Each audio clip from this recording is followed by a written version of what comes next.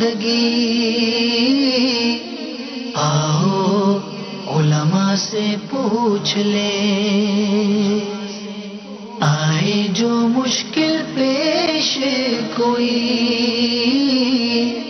آؤ علماء سے پوچھ لیں۔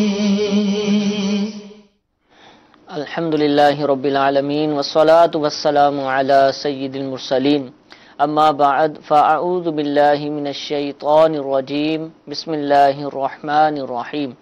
الصلاة والسلام علیک یا رسول اللہ، الصلاة والسلام علیک یا حبیب اللہ، الصلاة والسلام علیک یا نبی اللہ، وعلی آلک واصحابک یا نور اللہ۔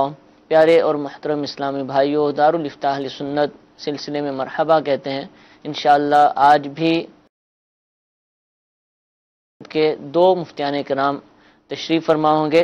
آپ کی جانب سے جو کالز موصول ہوں گی، ایس ایم ایس آئیں گے، انشاءاللہ ان کے جوابات عطا فرمائیں گے۔ آپ کسی بھی حوالے سے شرعی رہنمائی حاصل کرنا چاہیں، مسئلہ معلوم کرنا چاہیں تو مدنی چینل کی اسکرین پر جو نمبرز دکھائے جا رہے ہیں ان پر آپ رابطہ کیجئے، اپنا سوال ریکارڈ کروائیے، سینڈ کیجئے، انشاءاللہ آپ کا سوال سلسلے میں شامل کرنے کی کوشش کی جائے گی۔ امیر اہل سنت دامت برکاتہم العالیہ اپنے رسالے ضیاء درود و سلام کے صفحہ نمبر 14 پر حضرت سیدنا عبداللہ ابن عمر بن عاص رضی اللہ تعالیٰ عنہ کا فرمان نقل فرماتے ہیں۔ آپ فرماتے ہیں کہ جو نبی پاک صاحب لولاک صلی اللہ تعالی علیہ وآلہ وسلم پر ایک بار درود پاک پڑھے گا، اس پر اللہ عز و جل اور اس کے فرشتے 70 مرتبہ رحمت بھیجیں گے۔ صلو علی الحبیب صلی اللہ تعالی علی محمد صلی اللہ تعالی علیہ وآلہ وسلم۔ کالز ہمارے پاس آ چکی ہیں، پہلی کال سلسلے میں شامل کرتے ہیں۔ جی چلائیے۔ میرا نام عاصم شہزاد اتاری ہے اور میں مرکز الاولیاء لاہور سے بول رہا ہوں۔ میرا حضور کی خدمت میں یہ سوال ہے کہ جو بندہ وطر پڑھ رہا ہے، عشاء کے 3 وطر پڑھ رہا ہے، اب اس میں 2 رکعتوں کے بعد جب بندہ کھڑا ہو جاتا ہے، اس کے بعد پھر کانوں کو ہاتھ لگا کے اللہ اکبر کہتا ہے، اگر وہ بھول جائے کرنا تو اس کے لیے کیا کرنا لازم ہے؟ غالباً وطر میں جو وطر کے لیے جو تکبیر کہی جاتی ہے اس کا یہ پوچھ رہے ہیں، بھول جائے تو کیا کریں؟ الحمدللہ رب العالمین والصلاة والسلام علی سید الانبیاء والمرسلین، اما بعد فاعوذ باللہ من الشیطان الرجیم، بسم اللہ الرحمن الرحیم۔ میں معلوم کرنا چاہتے ہیں کہ جب ہم وطر کی نماز پڑھتے ہیں تو تیسری رکعت میں سورہ فاتحہ اور اس کے بعد سورت ملانے کے بعد تکبیر قنوت کہی جاتی ہے، کانوں تک ہاتھوں کو بلند کرتے ہوئے اللہ اکبر کہہ کر دوبارہ ہاتھوں کو باندھا جاتا ہے، پھر دعا قنوت پڑھی جاتی ہے۔ تو یہ جو تکبیر قنوت ہے یہ بھی واجب ہے اور اسی طرح جو دعا قنوت ہے وہ بھی واجب ہے۔ اب اگر کسی نے تکبیر قنوت نہیں کہی، ظاہر ہے وہ بھول گیا اور سورہ فاتحہ پڑھی، سورہ فاتحہ کے بعد سورت ملائی، اب رکوع میں چلا گیا بھول کر، تو اب اس کو واپسی آنے کی اجازت نہیں ہے، اب یہ اپنی نماز کو مکمل کرے اور آخر میں سجدہ سہو کر لے۔ ٹھیک ہے، جزاک اللہ۔ جی ایک اور کال چلائیے۔ میں سوال یہ پوچھنا چاہتا ہوں کہ اگر کوئی شخص مکان خریدتا ہے اور اس کی یہ نیت نہیں ہوتی کہ وہ اس کے اوپر کرایہ لے گا یا پھر جو ہے وہ اس کو 30 دنوں کے بعد نفع کے اوپر بیچ دے گا، اب سوال عرض یہ ہے کہ کیونکہ جب رمضان میں ہم لوگ نارملی زکوٰۃ نکالتے ہیں تو اس وقت اس اماؤنٹ کو زکوٰۃ کے اندر شامل کرنی ہے، اس کے اوپر زکوٰۃ لگانی ہے، کیونکہ اگر وہ کرائے کی مد میں اس کو رکھتا ہوں تو یقینی طور پہ صرف کرائے کے اوپر زکوٰۃ ہوگی، اور اگر میں اس کو بیچنے کی نیت سے رکھتا ہوں تو مال تجارت کے اوپر زکوٰۃ ہوگی، لیکن ابھی یہ کنفرم نہیں ہے کہ وہ میں نے رکھنا ہے لانگ ٹرم کے لیے کرائے کے بچانا ہے یا پھر اس کو آگے منافع کے اوپر بیچنا ہے۔ جواب دیجیے۔ کنفیوژن ہے ان کو کہ کیا کریں گے، تو حکم کیا ہوگا؟ جی دیکھیے، جب کوئی بھی پراپرٹی کوئی شخص خریدتا ہے تو اب اس میں یا تو یہ ارادہ ہوتا ہے کہ ٹھیک ہے پراپرٹی دی ہے رکھی رہے گی، کسی وقت میں خود استعمال کر لیں گے، یہ کبھی بنائیں گے تو کرائے پہ دے دیں گے، کوئی کنفرم کسی طرح کا کوئی ارادہ نہیں ہے، اور یہ تو کنفرم ہے کہ بیچنے کا ارادہ نہیں ہے، یعنی پراپرٹی تو خریدی ہے، اس نیت سے نہیں خریدی کہ میں پراپرٹی خرید رہا ہوں اس کو کچھ عرصے کے بعد میں بیچ دوں گا، جب اس نیت سے نہیں خریدیں گے تو یہ مال تجارت نہیں بنے گا۔ پراپرٹی کے اندر یہی اصول ہے کہ اگر پراپرٹی یعنی کوئی بھی ایسی چیز جس پر زکوٰۃ لازم نہیں ہوتی، جیسے سونا چاندی ہے اس پہ تو ویسے زکوٰۃ لازم ہوتی ٹھیک ہے، ہے، رقم ہے اس پہ ویسے زکوٰۃ لازم ہوتی ہے. اسی طرح جو چرائی کے جانور وغیرہ ہوتے ہیں اپنی شرائط کے ساتھ ان پر بھی زکوٰۃ واجب ہوتی ہے. اس کے علاوہ جو ایسی چیزیں ہیں جو مال زکوٰۃ میں سے ویسے نہیں ہیں، اب ان میں جب تجارت کی نیت کی جائے گی تو اب ان پر جو ہے وہ زکوٰۃ لازم ہوگی. ٹھیک ہے. تو جب انہوں نے مکان خریدا ہے، پلاٹ خریدا ہے، دکان خریدی ہے، بیچنے کا ارادہ نہیں ہے تو اس صورت میں زکوٰۃ لازم نہیں ہوگی. ٹھیک ہے. ارادے سے کیا مراد؟ بندہ جب مکان خریدتا ہے یا نئی مکان تعمیر کرتا ہے یا پوشن بنا لیا اس نے، تو اس وقت کیفیت عجیب سی ہوتی ہے نا. یعنی بندے کے اس وقت بظاہر تو یہ نہیں ہوتا کہ بیچوں گا، لیکن دل میں ہوتا ضرور ہے کہ اچھا ریٹ مل گیا تو نکل جائے گی. تو کیا یہ بیچنے کا ارادہ کہلائے گا؟ یہ بیچنے کا ارادہ نہیں ہوتا. اچھا. کیونکہ کوئی پلاٹ خریدا ہے، دکان خریدی ہے، کوئی بھی چیز خریدی ہے، اب اس نے جب خریدی ہے تو اس وقت اس کا بیچنے کا بظاہر کوئی ارادہ نہیں ہے. یعنی اس نے جو رقم خرچ کی ہے وہاں پر بطور انویسٹ رقم خرچ نہیں کی، بس اس نے وہ لے کے رکھ لیا ہے کہ کبھی کام آ جائے گا. تو اس صورت میں اس کو جو ہے وہ یہ نہیں ہم کہیں گے کہ اس نے تجارت کی نیت کی ہے، اس کو بیچنے کی نیت کی ہے. جبکہ تذبذب کا شکار ہے کہ یا بیچ دوں گا یا رکھ لوں گا یا بنا کے کرائے پہ دے دوں گا، تو اس کو تجارت کی نیت نہیں کہا جائے گا. تجارت کی نیت اسی صورت میں ہوگی کہ بطور انویسٹ اس نے رقم خرچ کی ہے اور خریدتے وقت اس کا یہ ارادہ ہے کہ میں نے اس کو بیچنا ہے. اب یہ تجارت کی کہلائے گی، پھر اس پر زکوٰۃ لازم ہوگی. ہاں اگر اس نے ویسے خرید لی، خرید کر رکھ لی، سال گزر گیا، 2 سال گزر گئے، اب اس نے ارادہ کر لیا کہ میں نے اس کو بیچنا ہے اور پختہ ارادہ کر لیا، تو اب بھی اس کے ارادہ کرنے سے یہ جو ہے وہ اس پہ زکوٰۃ لازم نہیں ہوگی. ٹھیک ہے. خریدتے وقت کرتا تو ہر سال اس پر زکوٰۃ لازم ہوتی. اب اس کو بیچنے کا ارادہ کیا ہے تو اب زکوٰۃ لازم نہیں ہوگی. ہاں جب اس کو بیچ دے گا، اس کی رقم آ جائے گی دیگر شرائط کے ساتھ، پھر اس پر زکوٰۃ لازم ہوگی. ٹھیک ہے. اور اصل ارادہ دل کی نیت. جی. ویسے جو الفاظ آپ کہہ رہے ہیں کہ بولے بھی خریدتے وقت بولتے بھی میں بیچنے کی نیت سے نہیں خرید رہا، حالانکہ دل میں اس کے یہ ہے تو وہ بیچنے کی نیت ہی کہلائے گی. منہ سے بولنے سے تو فرق نہیں پڑے گا. وہ تذبذب کا شکار ہی ہے. وہ تذبذب کا شکار، اس کو ہم یہی کہیں گے کہ تذبذب کا شکار ہے. کنفرم جب تک ارادہ نہیں ہوگا اس وقت تک زکوٰۃ لازم نہیں ہوگی. ٹھیک ہے. میسیجز بھی الحمدللہ بہت زیادہ آ چکے ہیں. سوال پہلا میسیج میں یہ پوچھا چاہ رہا ہے کہ لوگ اس طرح بھی کرتے ہیں، عام طور پہ قرآن خوانیوں میں دیکھا گیا کہ ایک پارہ 2 فرد پڑھتے ہیں. ایک شخص ایک صفحے کو پڑھ رہا ہوتا ہے، دوسرے کو، یعنی وقت جب کم رہ جاتا ہے جلدی ختم کرنا ہوتا ہے تو آدھا پڑھا جاتا ہے. کیا یہ طریقہ کار درست ہے؟ دیکھیں شرعی طور پر تو اس میں کوئی قباحت نہیں ہے، مگر اس میں یہ دیکھ لیا جائے کہ جب اس طرح پڑھنے کا ارادہ ہو. اب جیسے مثال کے طور پر 2 شخص جو ہے وہ قرآن مجید فرقان حمید، اب دونوں یہ آپس میں مل کے کہتے ہیں، ساتھ ساتھ بیٹھ جاتے ہیں، کہتے ہیں اب ہم اس کو پڑھتے ہیں. جب اس طرح پڑھنے کا ارادہ ہو تو رکوع وغیرہ کا تعین کر کے اس کے اعتبار سے اس کا تعین کر کے پڑھتے رہیں. ایسے نہ ہو کہ ایک شخص نے پہلے آگے سے پڑھا پھر وہ پیچھے سے پڑھنا شروع کر دے، یہ الٹا قرآن پڑھنا ہو جائے گا. یوں اگر پڑھتے ہیں تو شرعی طور پہ جائز ہے، کوئی حرج نہیں ہے. یعنی آپ اس کو یوں بھی لے لیں. ویسے تو وہ ساتھ بیٹھ کے یوں پڑھ رہے ہوتے ہیں. ایسا بھی ممکن ہے کہ جیسے کہا کہ ٹھیک ہے وہ فلاں سپارہ ہے، آدھا میں نے پڑھ لیا ہے، آدھا باقی ہے، اس کے پاس بھی وہی سپارہ موجود ہو، اس سے کہہ دے کہ ٹھیک ہے آپ جو ہے وہ تیسرے حصے سے آگے پڑھنا شروع کر دیں، میں نصف سے آگے پڑھنا شروع کر دیتا ہوں. تو اس میں بھی کوئی قباحت نہیں ہے. اگر ساتھ بیٹھ کے مل کے پڑھتے ہیں تو اس میں بھی شرعی طور پہ کوئی حرج نہیں ہے، مگر یہ ہے کہ اس بات کا دھیان رہے کہ کہیں الٹا قرآن پڑھنا لازم نہ آئے. ٹھیک ہے. جزاک اللہ. سردار آباد دارالفتاح سنت کے مفتی صاحب سے بھی ہمارا رابطہ ہو چکا ہے. پہلی کال ان کے لیے ہم سلسلے میں شامل کرتے ہیں. جی چلائیے. آپ سے یہ سوال ہے کہ میں نے گھر میں چھوٹا سا کام شروع کیا ہوا ہے، تو وہ گھریلو میٹر پہ کام کر رہا ہوں میں، کیا یہ کرنا جائز ہے؟ جی عرفان بھائی، گھریلو میٹر پر کمرشل استعمال کیا جا رہا ہے. بسم اللہ الرحمن الرحیم. دیکھیں ثاقب بھائی، اس کا جواب اس طرح بنے گا کہ چونکہ کام کاج جو کاروبار وغیرہ ہوتا ہے یہ گھریلو میٹوں پر کرنا جائز نہیں ہوتا، اس وجہ سے کہ قانونی یہ جرم ہے. اور امام اہل سنت فرماتے ہیں کہ ہر وہ کام کہ جو بندے کے لیے ذلت نفس کا سبب بن جائے، اگرچہ وہ شرعاً جائز بھی ہو لیکن قانوناً اس کی حیثیت عدم جواز کی ہو، یعنی جرم کی حیثیت رکھتا ہو، تو اس کے کرنے کی بھی اجازت نہیں ہوتی.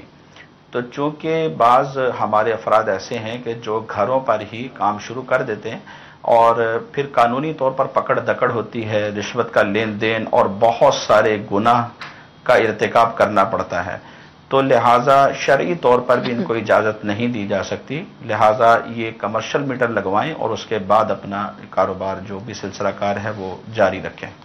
اچھا حضور، اس میں یہ ہم تفصیل کریں گے نا کہ میٹر پر کوئی مشینیں وغیرہ چل رہی ہیں جو کہ عام طور پر کارخانوں یا اس طرح کی دکانوں پر چلتی ہیں، ویسے ہی اگر گھر کی بجلی ہے اور وہ استعمال ہو رہی ہے، بلب جل رہا ہے اور اس کے اندر بیٹھ کر کوئی کام کر رہا ہے، جیسے پیکنگ کر رہا ہے، دال سوئیاں بیچتا ہے تو دال سوئیوں کی پیکنگ کر رہا ہے، تو یہ تو اس میں نہیں آئے گا نا، تو یہ بھی ایک طرح کا کاروبار تو کر رہا ہے اور گھریلو میٹر کی بجلی استعمال کر رہا ہے۔ اگر اس کو قانونی طور پر جرم قرار نہیں دیا جاتا ٹھیک ہے، تو پھر اس میں کوئی مسئلہ نہیں ہے۔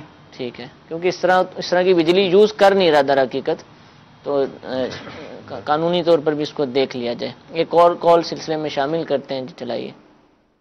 زمین خریدی ہے تو اسے مسجد بنی ہے پہلے وہ زمین تے ڈیرے دے وچ، وہ میرا مطلب ہے مسجد جگہ چینج ہو سکتی ہے؟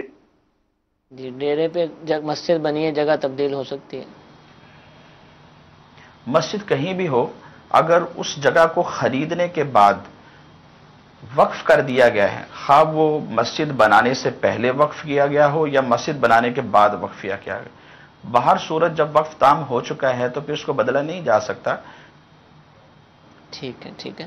تو مفتی صاحب یہ ارشاد فرمائیے، اب جس طرح یہ مسجد کا مسئلہ ہم نے مفتی عرفان صاحب سے پوچھا، آپ تو دیکھتے ہوں گے کہ روڈوں پر یعنی ہائی وے ہم جا رہے ہیں تو چھوٹی چھوٹی مسجدیں بنی ہوتی ہیں، اسی طرح جیسے ساحل نے بھی پوچھا کہ کھیتوں میں بعض دفعہ مسجدیں بنا دیتے ہیں، اب وہ اس وقت ضرورتاً بنائی ہوتی ہے کہ بھئی ہم نماز پڑھیں گے، لیکن بعض دفعہ واقعتاً ارادہ تبدیل ہو جاتا ہے، زمین کسی یوز میں آ جاتی ہے، روڈ آ جاتی ہے یا کسی اور مقصد کے لیے بیچنا پڑ جاتا ہے، تو کیا ہم کہیں گے کہ یہ جائز نمازیں ہیں، اس کو بیچ دو، یہ تو ہم نے عارضی طور پہ بنائی تھی، یا صرف مسجد بن جانے سے وہ مسجد ہو جائے گی؟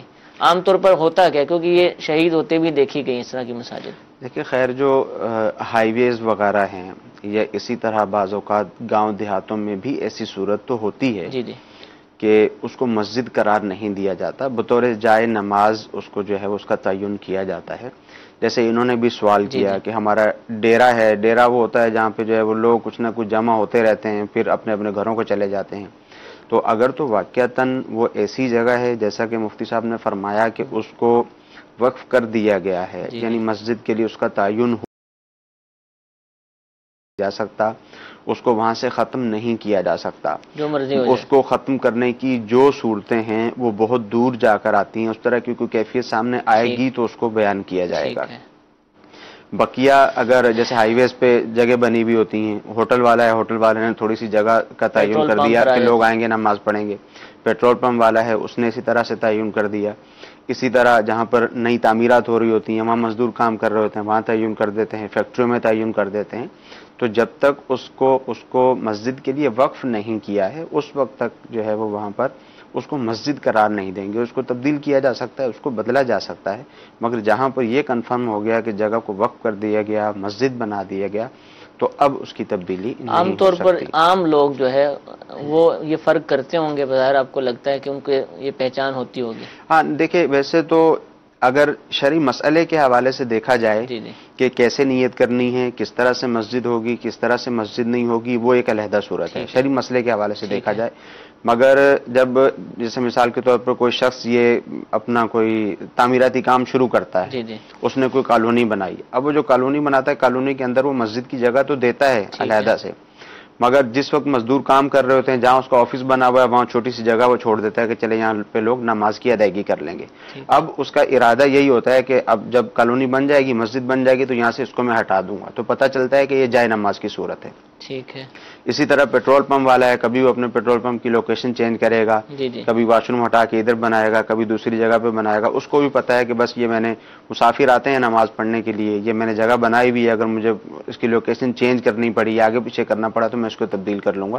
اگرچہ وہ شرعی مسئلہ ان کے ذہن میں موجود نہیں ہوتا، مگر اس کے باوجود ان کا جو ارادہ ہوتا ہے اس کے اعتبار سے اس کو ہم مسجد قرار نہیں دے سکتے۔ ٹھیک ہے، اور اگر مسجد ہو چکی ہے تو مسجد ہو چکی ہے تو اب اس کو تبدیل نہیں کیا جا سکتا، اس کی کچھ ضروریات، کچھ جو ہے وہ اس کی شرائط ہیں، ان شرائط کو مد نظر رکھتے ہوئے پھر تبدیلی کی صورت مثال کے ہو طور پر سکتی اگر ہے۔ 5 کنال پر ایک پیٹرول پمپ بنا ہوا ہے، اس کے ایک کونے پر مسجد، جیسے نارمل کونے پر بھی ہوتی ہے کیونکہ جی۔ بیچ میں تو بنائیں گے نہیں، اب اس کا ارادہ بنا کہ یہاں پر ایک مال بنایا جائے، ایک بڑی پلازا تعمیر کیا جائے، اور وہ اس میں بھی مسجد بنا رہا ہے اور کہہ رہا ہے کہ میں اسی 5 کنال کے اندر ہی تو بنا رہا ہوں، جگہ تھوڑی تبدیل کر رہا ہوں، تو کیا یہ کفایت کرے گا یا پھر وہ نہیں، کونے ہی اگر والی جگہ پر جی ہونی چاہیے؟ بالکل، اگر تو وہ تعین کر چکا تھا ٹھیک ہے، کہ یہ جو جگہ ہے اس کو میں نے مسجد کے لیے وقف کر دیا ہے، ٹھیک ہے، تو اب تو اس کے اوپر بھی وہ کچھ نہیں بنا سکتا، اوپر بھی کچھ نہ نہیں، نیچے کھدائی کر کے کچھ بنا ٹھیک ہے، سکتا ہے، نہ اس کو بیسمنٹ بنا سکتا ہے۔ اگر وہ بنائے گا تو وہ سارے کا سارا مسجد ہی شمار ہوگا، ٹھیک ہے، جبکہ وہ اس کو مسجد قرار دے چکا ہو۔ ٹھیک ہے، مگر عمومی طور پر میں نے آپ سے کہا کہ اس طرح عام طور پر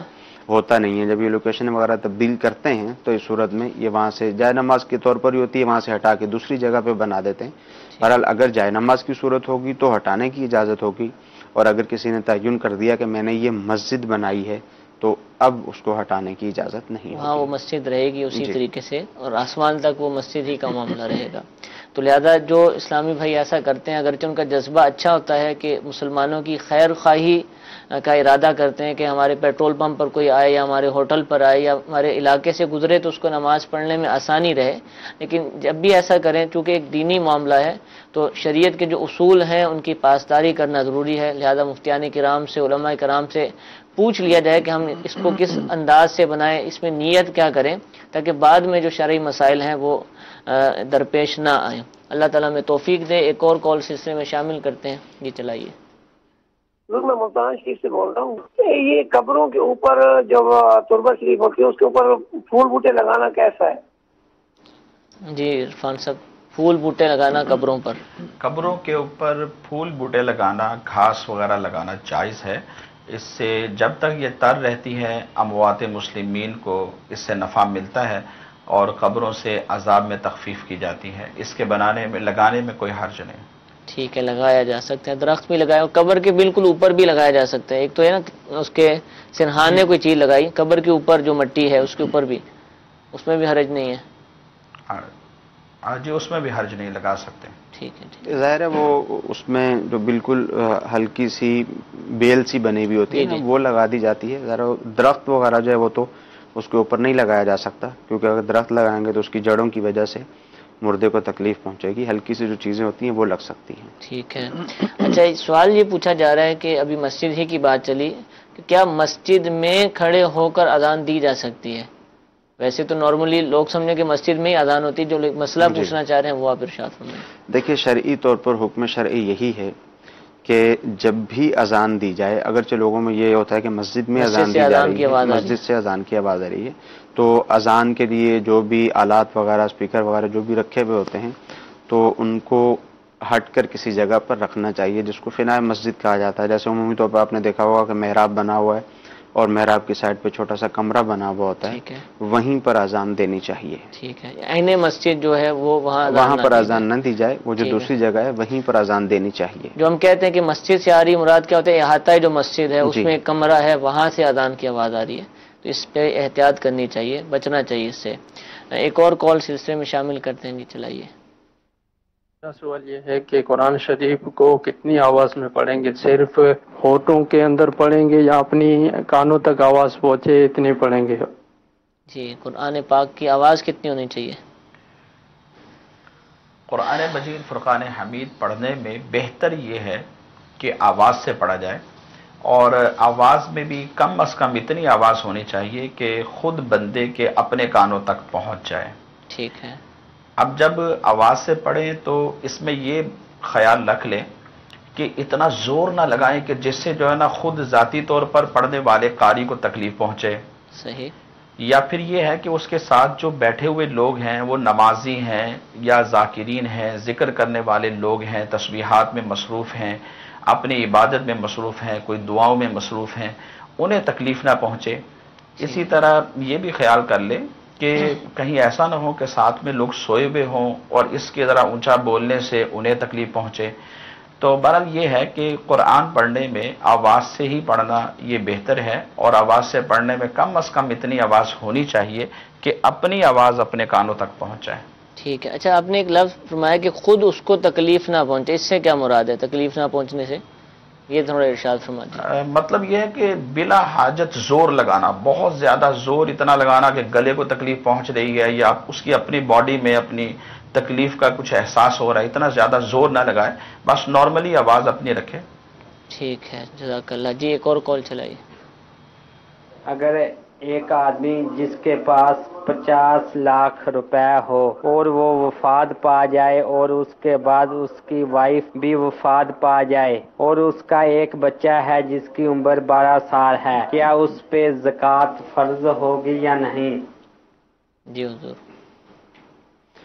دیکھیں، اول تو یہ ہے کہ 50 لاکھ روپیہ جس شخص نے چھوڑا ہے، انہوں نے کہا اس کا انتقال ہوا، پھر اس کے جو بچوں کی والدہ تھی اس کا بھی انتقال ہو گیا، اب ان کا ایک بیٹا موجود ہے۔ اب ان کا گمان، ان کا خیال یہی ہوگا کہ ان کا جو بیٹا ہے وہی 50 لاکھ روپے کا وارث ہے۔ تو اولاً تو یہ دیکھنا ہوگا کہ جب اس شخص کا انتقال ہوا اس کے والدین وغیرہ زندہ تھے یا نہیں تھے۔ اولاً یہ دیکھنا ہوگا، اگر ان کے والدین، دادا دادی، نانی وغیرہ زندہ نہیں تھے تو اب اس کی جائیداد تقسیم ہوگی، بیوہ کا بھی حصہ بنے گا، بیٹے کا بھی حصہ بنے گا۔ پھر بعد میں بیوہ کا انتقال ہوا، پھر یہ دیکھا جائے گا کہ اس کے جو دیگر ورثہ ہیں یعنی والدین وغیرہ اس کے موجود تھے یا نہیں تھے۔ یہ ساری چیزیں دیکھ کر پھر تعین ہوگا کہ اس جو لڑکا 12 سال کا ہے اس کے پاس کتنی رقم بچے گی۔ یہ تو وراثت کے حوالے سے تھا۔ باقی یہ ہے کہ 12 سال کا لڑکا ہے اور لڑکے کی جو بلوغت کی عمر کم از کم ہے وہ 12 سال ہی ہے۔ اگر وہ بالغ ہو چکا ہے، سال گزرے گا تو اس پر زکوٰۃ لازم ہوگی، اگر بالغ نہیں ہوا تو زکوٰۃ لازم نہیں ہوگی۔ ٹھیک ہے، یعنی ہو سکتا ہے کہ 12 سال کے بعد بالغ ہو، کم از کم 12 سال میں جی ٹھیک ہے زکوٰۃ ہو جائے گی۔ جیسے یہ 50 لاکھ روپیہ بتا رہے ہیں، اور اگر مثال کے طور پہ اس کو تقسیم کر کر ان کو تقسیم کر کے کم و بیش تقسیم کر کے کم و بیش جو ہے اگر دوسرے ورثہ کو بھی ملے تو تقسیم کر کے کم از کم اتنی رقم تو اس کے پاس ہو ہی جائے گی۔ ٹھیک ہے، پھر یہ 12 سال کا ہے، اگر تو یہ بالغ ہو چکا ہے تو زکوٰۃ کی جو دیگر شرائط ہیں اس کے ساتھ جو ہے وہ اس پر زکوٰۃ لازم ہوگی، اور اگر بالغ نہیں ہوا ہے تو زکوٰۃ لازم نہیں ہوگی۔ ٹھیک ہے۔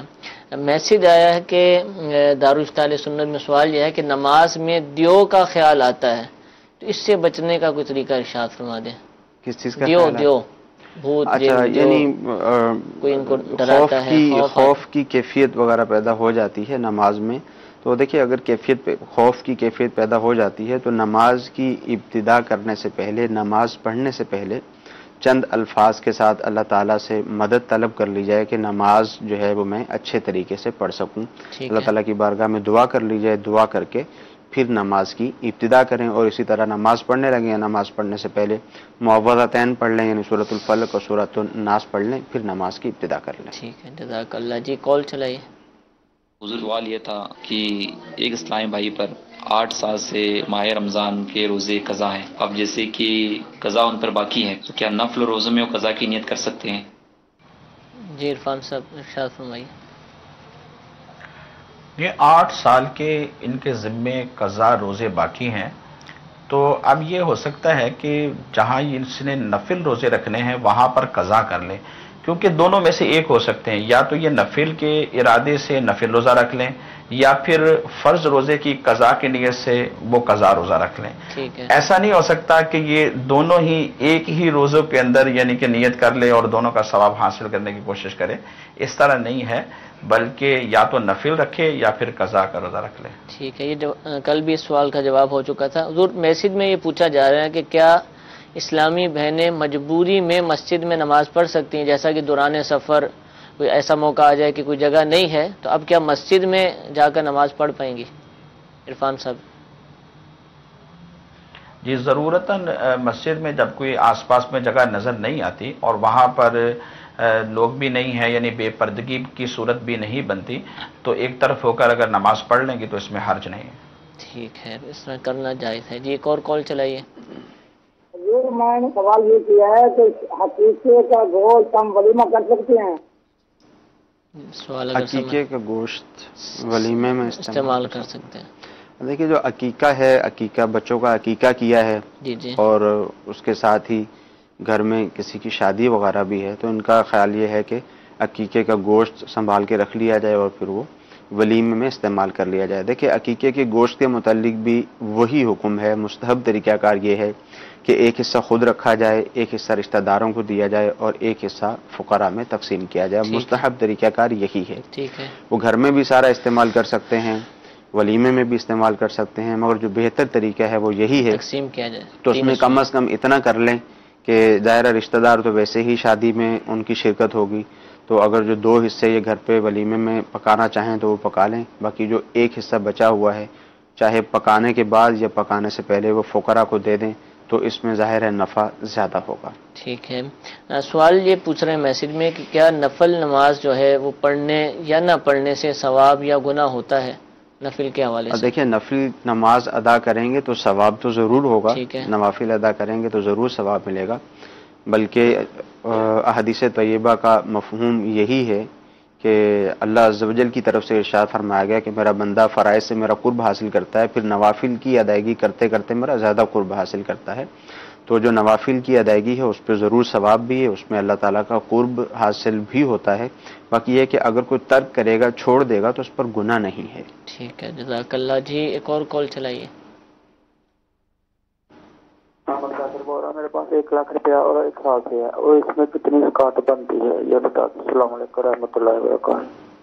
جی 1 لاکھ روپے غالباً 1 لاکھ روپیہ ہے اور 1 سال سے انہوں نے کہا میرے پاس موجود ہے۔ اگر فقط یہ 1 لاکھ روپیہ ہی ہے، اس کے علاوہ اور کچھ نہیں ہے، تو 2.5% زکوٰۃ ہوگی، یعنی 2500 روپے، 2500 روپے زکوٰۃ ہوگی۔ ٹھیک ہے، جبکہ اور کوئی چیز نہ ہو ان کے پاس، وہ ہم تفصیل سے کئی دفعہ بتا چکے ہیں۔ جی ایک اور کال چلائیے۔ میرے پاس پیسے ہیں، سمجھو کچھ حق لال کے، کچھ سمجھو ملا کے پیسے جیسے نہیں ہوتے کاروبار کے حساب سے، تو میں اسی پیسے سے عمرہ کر سکتا ہوں یا نہیں؟ ملے جلے رقم ہے اور عمرہ کرنا چاہتے ہیں۔ جب دیکھیں مخلوط رقم ہوتی ہے جس میں حلال اور حرام مل جاتا ہے، ٹھیک ہے، تو اس میں پھر لازم ہے کہ یہ حلال اور حرام دونوں کو جدا کرے۔ ٹھیک ہے، اور حدیث مبارک میں نبی پاک صلی اللہ علیہ وسلم نے ارشاد فرمایا ان اللہ طیب و یقبل الطیبہ، کہ بے شک اللہ تبارک و تعالیٰ کی ذات پاک ہے اور وہ پاکیزہ چیزوں کو قبول فرماتا ہے۔ عمرہ شریف ایک عبادت ہے اور عبادت اللہ تبارک و تعالیٰ قبول فرماتا ہے، لیکن اسے پاکیزہ مال سے ادا کیا جائے۔ تو حساب لگا لیں کہ کتنا حرام ہے کتنا حلال ہے، اور جو حرام کمایا ہے اس کو جدا کر لیں اور اللہ کی بارگاہ میں توبہ بھی کریں۔ اور اس سے خلاصی کا پھر طریقہ کار یہ ہے کہ یہ جس سے لیا ہے اسے واپس کر دیا جائے اگر یہ سود ہے، یا پھر فقراء کو بغیر ثواب کی نیت کے تصدق کر دیا جائے، اور اگر رشوت ہے، چوری ہے، غصب ہے، تو پھر جن سے لیا ہے انہیں تک پہنچانا یہ ضروری ہے۔ اگر وہ نہ رہے ہوں تو ان کے ورثاء کو دے دیں، کچھ بھی پتہ نہ چلتا ہو تو بہر صورت آخر میں پھر تصدق کا حکم ہے، لیکن عمرہ کے لیے یہ پاکیزہ مال استعمال کریں اور اسی سے عمرہ ادا کریں۔ ٹھیک ہے، اچھا مفتی صاحب ایک اور چیز کی طرف بھی توجہ اگر دلا دیں، جیسے سوال پوچھا کہ میرے پاس جو ہے وہ حلال و حرام دونوں طرح کا مال ہے، تو کیا مسئلہ پوچھنے کا یہ طریقہ کار درست کہیں گے؟ انداز کیا ہونا چاہیے اس کے حوالے سے ارشاد فرمائیں۔ جیسے اپنی طرف دیکھیں اس طرح انداز یہ اپنانا چاہیے کہ اگر کسی کے پاس حلال اور حرام کا مال مکس ہو جائے تو پھر اسے کیا کرنا چاہیے؟ عمرہ شریف کے لیے جانا چاہتا ہے، کیا اسی مال سے چلا جائے یا پہلے اس کو جدا کرے؟ کیا صورت ہونی چاہیے؟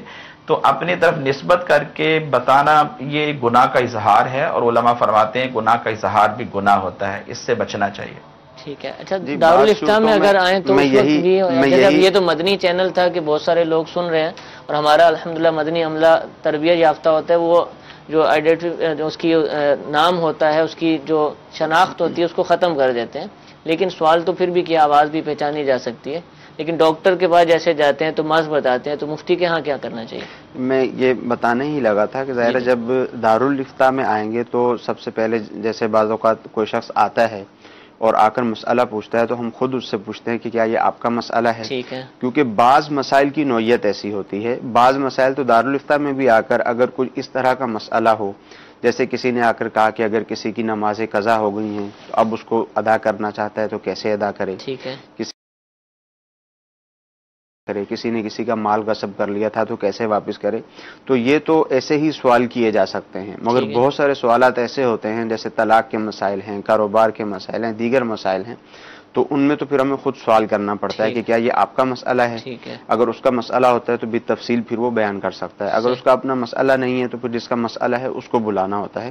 تو بعض صورتیں ایسی ہوتی ہیں کہ جس میں سائل سے بات کرنی پڑتی ہے, اس کو بتانا پڑتا ہے کہ یہ میرا ذاتی مسئلہ ہے, پھر ہی اس کا جواب ٹھیک طریقے سے دیا جا سکتا ہے. ٹھیک. اچھا, بعض دفعہ آپ کا تو مشاہدہ ہوگا کہ کاروبار کے حوالے سے جب لوگ تفصیلات پوچھ رہے ہوتے ہیں, بالخصوص زکوٰۃ, تو اس وقت وہ اصل مال کی طرف اشارہ نہیں کرتے اور وہ فرضی پوچھ رہے ہوتے ہیں. تو کیا آپ سمجھتے ہیں کہ اس میں غلطی ہو سکتی ہے؟ نہیں, اس میں غلطی کا امکان عمومی طور پہ کم ہوتا ہے. زکوٰۃ کے حوالے سے بھی اسی طرح جیسے دو شراکت دار آتے ہیں کہ ہم نے کام کیا تھا, وہ کہتے ہیں 50 روپے اس نے دیے تھے, 50 روپے میں نے دیے تھے. کچھ حالات کا بھی تقاضا ہے کہ وہ 50 لاکھ کو 50 روپے کہتے ہیں. ٹھیک ہے. اگر 1 کروڑ روپیہ ہوتا ہے تو اس کو وہ 100 روپیہ کہیں گے. تو وہ ان کا ایک طریقہ کار ہوتا ہے. باقی کوئی زیادہ کوئی ایسا ایشو نہیں ہوتا ہے. ہاں, اگر گفتگو کرتے ہوئے کچھ ایسی کنڈیشن آ جاتی ہے کہ ہمیں پوچھنا پڑتا ہے کہ آپ اصل جو اماؤنٹ ہے وہ ہمیں اماؤنٹ بتائیں, تاکہ اس کے مطابق جو ہے پھر فیصلہ کیا جا سکے کہ کیا صورت ہوگی, کس کو نقصان ہوا, کس کو نفع ہوا, یہ زکوٰۃ کتنی لازم ہوگی. اور اکثر اوقات نہیں پوچھنا پڑتا. ٹھیک ہے, اکثر نہیں پوچھنا پڑتا. جو مسائل ہوتے ہیں وہ آپ بہتر سمجھتے ہیں.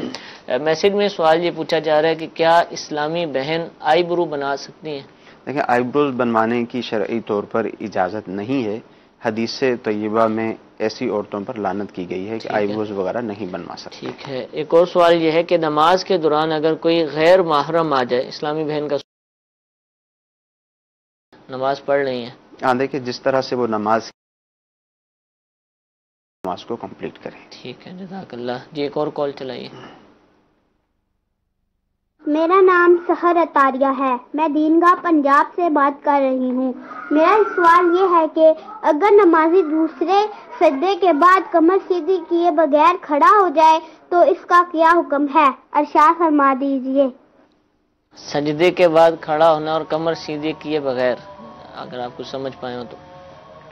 دیکھیں, دوسرے سجدے کے بعد کمر سیدھی کیے بغیر کھڑا ہو جائیں تو تب تو کوئی حرج نہیں ہے, کھڑا ہی ہونا ہے. شاید ان کی مراد یہ ہو کہ دو سجدوں کے درمیان میں, یعنی پہلے سجدے کے بعد دوسرا سجدہ کرنے سے پہلے سیدھا نہیں بیٹھے, تو یہ واجب تھا, سیدھا بیٹھنا چاہیے تھا, اطمینان کرنا چاہیے تھا. کم از کم ایک مرتبہ سبحان اللہ کہنے کی بقدر بیٹھنا واجب ہے, نہ بیٹھیں تو گناہگار ہیں, اس طرح واجب کا ترک ہے. البتہ دوسرے سجدے کی جو انہوں نے بات کی ہے اس کے بعد اگرچہ کمر سیدھی نہ ہو, کھڑا ہی ہونا ہے, وہ کسی طرح سے بھی سیدھا کھڑا ہو سکتے ہیں. ٹھیک ہے. اچھا, ایک نام کے حوالے سے پوچھا جا رہا ہے, لوگ رکھتے بھی ہیں, تو میں اس لیے آپ سے پوچھ رہا ہوں, حرم نام رکھنا, حرم جیسے حرم شریف ہوتا ہے, تو کیا یہ نام رکھا جا سکتا ہے؟ حرم نام رکھنا بظاہر تو کوئی حرج نظر نہیں آتا, کیونکہ ایک تشخص ہے. ٹھیک ہے. اور مزید مفتی ماجد صاحب بیٹھے ہیں, ان سے بھی ان کی رائے لے لیں. جی اگر آپ اب وہ حرمت کے حوالے سے ہے, عزت کے حوالے سے نام رکھا جاتا ہے. جیسے حرمین طیبین کہا جاتا ہے, لوگ اکثر سوال بھی کرتے ہیں کہ ایک لفظ استعمال ہوتا ہے حلال اور حرام. ٹھیک ہے. تو وہ کہتے ہیں کہ حرمین طیبین کے لیے یہ لفظ کیوں استعمال ہوتا ہے؟ تو وہ لفظ جو ہے وہ عزت کے لیے استعمال ہوتا ہے. حرمین طیبین وہ عزت کے لیے لفظ استعمال ہوتا ہے, اس لیے حرم نام رکھیں گے یہ بھی درست. حرمین نام بھی رکھ سکتے ہیں. ڈاکٹر صاحب بتا رہے کہ ان کی مدنی منی کا نام حرمین ہے. ٹھیک ہے. اچھا, وہ پیسوں کے حوالے سے جو سوال ہوا تھا, لوگ بتاتے نہیں, لیکن یہ بتا رہے ہیں کہ میرے پاس 5 کروڑ روپیہ ہے, زکوٰۃ کتنی دینی ہوگی؟ 5 کروڑ روپیہ ہے. جی, میرے پاس 5 کروڑ روپے ہیں, مجھے کتنی زکوٰۃ دینی ہوگی؟ 12.5 لاکھ روپیہ زکوٰۃ بنے گی کم و بیش. ٹھیک ہے. یعنی 1 کروڑ پر 2.5 لاکھ روپیہ زکوٰۃ. ٹھیک ہے, تو اس کو ضرب 5 کر لیں تو 12.5 لاکھ روپے بنتا ہے. جی ایک اور کال چلائیے. ہم راول پنڈی میں رہتے ہیں اور ہمارا گاؤں جو ایبٹ آباد کے قریب ہے, تو ہم گاؤں جب جاتے ہیں ادھر ہماری رہائش نہیں ہے, ادھر ہم نے قصر نماز پڑھنی ہے یا پوری پڑھنی ہے؟ ہماری زمین ہے اور رہائش نہیں ہے, گھر نہیں. السلام علیکم ورحمۃ اللہ وبرکاتہ. وعلیکم السلام ورحمۃ اللہ وبرکاتہ. جی مفتی صاحب. میں یہ سمجھا ہوں کہ جہاں پر یہ رہتے ہیں وہ اس جگہ سے جہاں گاؤں پہ یہ جاتے ہیں وہاں ان کی اپنی زمینیں بھی ہیں, لیکن رہائش نہیں. شاید اگر میں یہی سمجھا تو آپ جی ایسے ہی ہے, پنڈی سے ایبٹ آباد جاتے ہیں. اور وہاں پنڈی میں رہتے ہیں. پنڈی سے ایبٹ آباد جاتے ہیں. جی جی. اور ایبٹ آباد میں ان کی زمینیں ہیں، مکان نہیں ہے، تو کیا وہاں قصر نماز پڑھیں گے؟ زمینیں ہیں، مکان نہیں ہے. جی جی. اصل بعض دفعہ حضور ایسا بھی ہوتا ہے نا کہ ایبٹ آباد کے اندر. جی جی چلیں آپ ارشاد فرمائیے. ایبٹ آباد کے اندر ان کی اصلی رہائش ہے. جی جی. وہ اپنی اہلیہ کے ساتھ یا دیگر والدین وغیرہ تمام رشتہ داروں کے ساتھ یہ وہیں پر رہتے ہیں. اور جہاں گاؤں میں یہ جاتے ہیں وہاں صرف زمین ہے، مکان وغیرہ نہیں ہے. جی جی. وہ ان کا وطن اصلی نہیں ہے. ٹھیک ہے. تو اب اگر یہ وہاں پر جائیں گے اور 15 دن یا اس سے کم 15 دن سے کم رہنے کی نیت ہوگی تو یہ قصر کریں گے. اور اگر 15 دن یا اس سے زائد کی نیت ہوگی تو پھر وہاں پر یہ قصر نہیں کریں گے بلکہ پوری نماز ادا کریں گے. ٹھیک. اچھا، یہ جو آبائی گاؤں ہوتا ہے وہاں پر مکان ہونا ہی ضروری ہے یا زمین سے بھی؟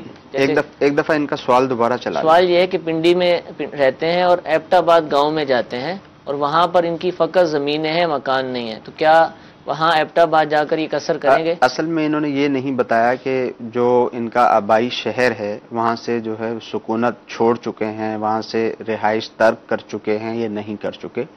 اگر ایسا ہے، جیسے بعض اوقات ایسا ہوتا ہے کہ ایک شخص ایک جگہ کو چھوڑتا ہے اگرچہ اس کے والدین وہاں پر موجود ہیں، زمین مکان وغیرہ بھی اگرچہ وہاں پر موجود ہو، جیسے مثال کے طور پر ایبٹ آباد میں ان کی زمینیں بھی ہیں، مکان بھی ہے، سب کچھ ہے، مگر یہ اپنے بیوی بچوں کے ساتھ پنڈی میں آ گئے اور پنڈی میں آ کر انہوں نے رہائش اختیار کر لی مستقل. اور اب انہوں نے یہ ارادہ کر لیا ہے کہ مجھے یہیں رہنا ہے، مستقل رہائش اختیار کر لی ہے. تو اب اگر وہاں پہ زمینیں بھی ہوں اور مکان وغیرہ بھی ہو، اب اگر وہاں جاتے ہیں تو اب یہ ان کا وطن اصلی نہیں ہے، وطن اقامت کہلائے گا. ٹھیک ہے. اور وطن اقامت کی صورت میں اگر 15 دن سے کم ٹھہرنے کی نیت ہوگی تو یہ مسافر کہلائیں گے، 15 دن سے زیادہ ٹھہرنے کی نیت ہوگی یا 15 دن ٹھہرنے کی نیت ہوگی تو یہ مقیم کہلائیں گے. باقی یہ ہے کہ یہ مزید سوال اگر دوبارہ بھیج دیں گے ہمیں تفصیل بتا کر تو مزید تسلی بخش جواب ہو جائے گا. رہائش تو ہے ہی نہیں ہے، رہائش اگر تھی بھی تو چھوڑ چکے ہوں گے، زمینیں رکھی ہیں کہ کاروبار کریں گے، تو بظاہر یہ ان کا وطن اصلی نہیں لگتا. جی ایک اور کال چلائیے. میری امی کو گھٹنوں میں درد ہے، تو اس لیے میں یہ پوچھنا چاہ رہا ہوں کہ کیا وہ تیمم بھی کر سکتی ہے اور آدھا وضو کرنے میں یعنی تیمم بھی کر سکتی ہے اور کیا وہ پانی سے بھی کر سکتی ہے؟ جی عرفان صاحب اگر اس سوال کے جواب سے پہلے یہ جو اس سے پہلے سوال ہوا ہے جی جی میں تھوڑا سا اس کے بارے میں عرض کر دوں کہ اس میں یہ خیال رکھنا بھی ضروری ہے کہ گاؤں اور ایبٹ آباد کے درمیان کا جو ڈسٹینس ہے وہ شرعی مسافت بنتی ہو، یعنی 92 کلومیٹر جو شرعی طور پر طے ہے یہ بنتی ہو، تب قصر ہونے یا نہ ہونے کا یہ معاملہ ہوگا. جی پنڈی میں ہے اور پنڈی سے ایبٹ آباد جاتے ہیں، پنڈی سے ایبٹ آباد جاتے ہیں، وہ غالباً 92 کلومیٹر بن جاتا ہے، مسافت بن جاتی ہے. جی جی جی. اور یہ جو ابھی سوال انہوں نے پوچھا ہے کہ والدہ کے گھٹنوں میں درد ہے تو کیا وہ تیمم کر سکتی ہیں، تو کہ والدہ چل نہیں سکتی تو اس لیے اب وہ خود وضو کرنے کے لیے نل تک نہیں پہنچ سکتی تو لہٰذا انہیں اجازت ہونی چاہیے. تو دیکھیں صرف گھٹنوں میں درد ہونے کی وجہ سے تیمم کی اجازت نہیں ملتی. اگر یہ خود وہاں تک نہیں جا سکتی تو ان کو کوئی اور وضو کروا دیا کرے، یا پھر یہ مسئلہ ہوگا کہ یہ بیٹھ نہیں سکتی، اگر بیٹھ نہیں سکتی تو کھڑے ہو کر وضو کر لیا کریں. باہر صورت انہیں وضو ہی کرنا ہے، خود کر سکتی ہیں تو کر لیں، ورنہ کوئی اور دوسرا انہیں گھر میں کروا دے جو ان کا محرم ہو، تو اس طرح وضو کر کے یہ نماز پڑھیں. اچھا یہ پوچھا انہوں نے کہ آدھا وضو اور آدھا تیمم، یہ بھی سوال کے اندر شامل ہے کہ آدھا وضو کر لیں اور آدھا تیمم. شاید گھٹنوں میں درد ہے تو پاؤں موڑ نہیں پائیں گے. اچھا جب تیمم کی اجازت ہوگی تو پورا تیمم کرنے کی اجازت ہو جائے گی. ٹھیک ہے. پھر وضو کے آدھے کے کوئی معنی نہیں ہوتے. ٹھیک ہے، پھر پورا ہی کیا جائے گا. ٹھیک ہے ٹھیک ہے. جزاک اللہ، آپ کا بہت بہت شکریہ، یہاں بھی مفتی صاحب کا بہت بہت شکریہ. انشاءاللہ ان قریب اور بھی دارالفتاح اہل سنت کے جو مفتیان کرام ہیں جو دیگر شہروں میں ہیں باب المدینہ کے علاوہ، انشاءاللہ ہمارے سلسلے کی زینت ہوں گے. آپ اس شعبے کی برکت کے لیے آپ تمام اسلامی بھائی مدنی چینل کے ناظرین دعائیں فرمائیں اور اس سلسلے کو بھی دیکھتے رہنے کی نیت فرمائیے، دوسروں کو بھی ترغیب دلائیے. انشاءاللہ اس کی بے حد برکتیں حاصل ہوں گی. اللہ تعالی ہم سب کو عمل کرنے کی توفیق عطا فرمائے. کل بدھ ہے اور بدھ کے دن الحمدللہ یہ سلسلہ 2 مرتبہ براہ راست نشر کیا جاتا ہے، صبح 8:15 بجے اور پھر شام کو اسی وقت یعنی 6:04 40 منٹ پر. ان دونوں سلسلوں کو دیکھنے کی نیت فرما لیجئے. اللہ تعالیٰ ہم سب کو دین متین کی خدمت کرنے، علم دین حاصل کرنے، عمل کرنے کی توفیق عطا فرمائے. آمین بجاہ النبی الامین. صلو علی الحبیب صلی اللہ تعالی علی محمد صلی اللہ علیہ وسلم. گزارے کیسے زندگی، آؤ علماء سے پوچھ لے. آئے جو مشکل پیش کوئی،